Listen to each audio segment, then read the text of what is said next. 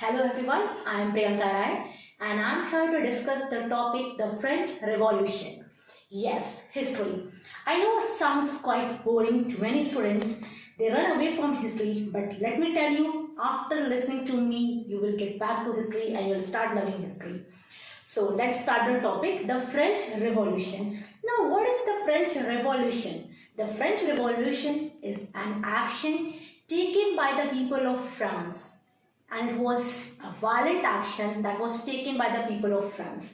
Now, what action was taken? What happened one fine morning on 14th July 1789? There spread a rumor. Now, this rumor was heard by the people. The rumor was regarding the troop fire. They heard the rumor that the king is going to troop the fire. The king had commanded his troops to do the firing, open fire.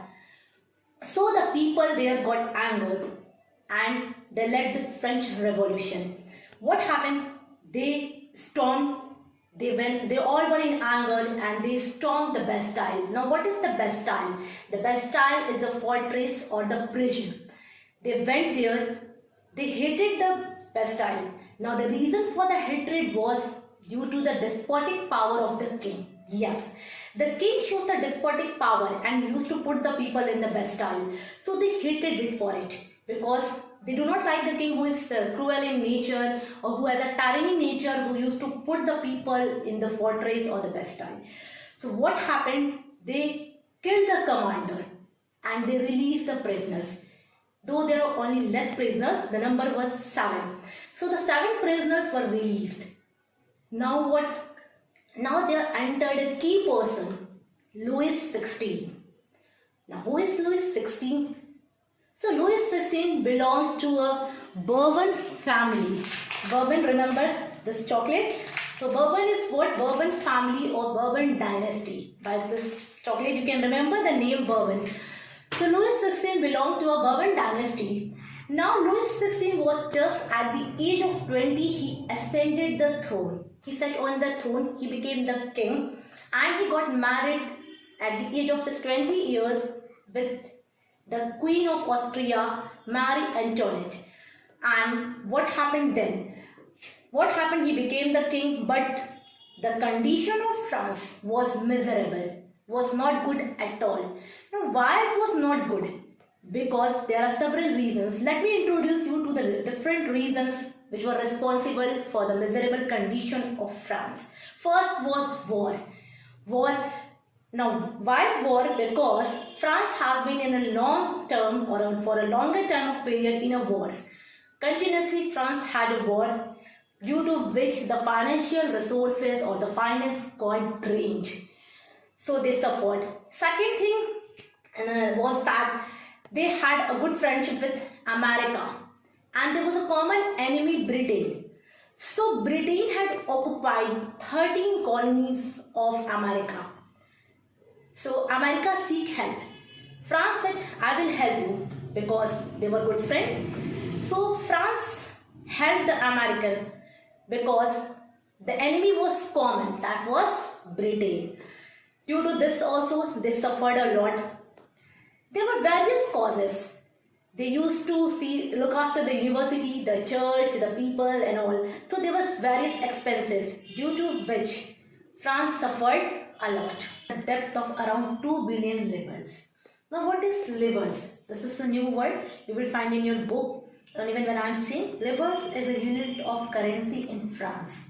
So that time the unit of currency which was used were called livres.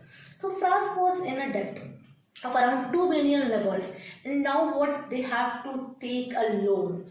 Yes. And the interest on loan was around 10%, which was again a burdensome for France to pay 10% interest on loan. So this all made the condition of France really bad or pathetic. Now let us see the division of France in 18th century, how the society was organized. So there were 3 states, first, second and third. The first state belongs to clergy. Second states belong to the nobility or nobles. And the third state belongs to the rest of citizens in France. Now, rest of the citizens, belongs to big businessmen, lawyers, courtmen, artisans, peasants, etc. They all fall in the third state. So this was how the division of society took place in France.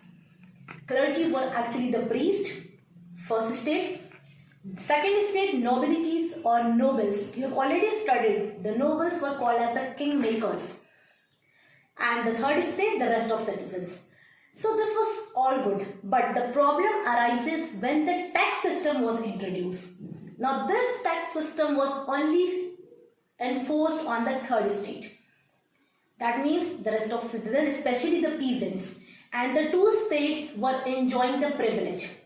They have got certain privilege by birth. That means they will not pay the tax. The clergy were exempted from it. The nobilities or the nobles were exempted.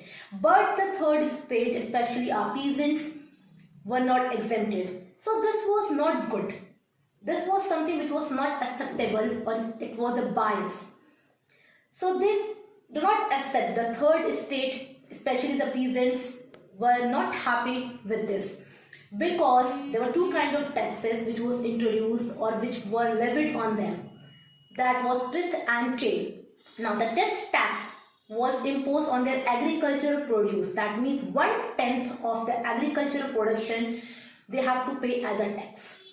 And second was the trade, which was levied by on the state.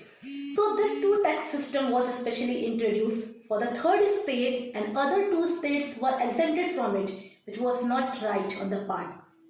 So the organization of the society was good, but this system of tax introduction only on the third state was somewhere not acceptable. Later there come problem of the population. The population rose, due to which what happened, there was a crisis known as subsistence crisis. What happened when the population rose suddenly? So there is more demand of food grains, and in France there was shortage of food grains. So there was shortage of food grains, and when there is a shortage, demand is more by the people. So due to which the price of food grains, the bread which is essential for living, rose high. And when it rose high, the people were not able to meet their basic requirement or the basic need, which is known as subsistence crisis.